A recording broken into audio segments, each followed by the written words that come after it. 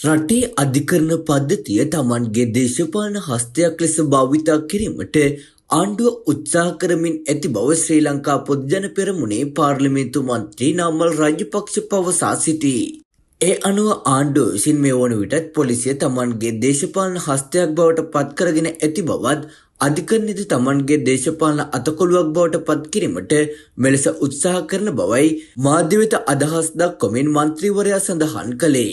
තම ආණ්ඩු පැවති කාලයේදීද පුද්ගලයන් කේන්ද්‍ර කරගෙන ආණ්ඩු ක්‍රම ව්‍යවස්ථා සංශෝධන ගෙන ආ බවත් ද්විත්ව පුරවැසිභාවය සහිත මන්ත්‍රී ධුර ජනාධිපති ධුර සඳහා තුන්වරක් ඉදිරිපත් වීමට හැකියවීම ආදී ලෙසට සංශෝධන ගෙන ආවද ජනතාව විසින් ඒවා ප්‍රතික්ෂේප කළ බවත් ඔහු පවසා සිටී. තමන් නීති අනුකූලව ඕනෑම පරීක්ෂණයකට මුහුණ දීමට සූදානම් බවයි වැඩිදුරටත් අදහස් දක්වමින් නාමල් රාජපක්ෂ මහතා පවසා සිටියේ.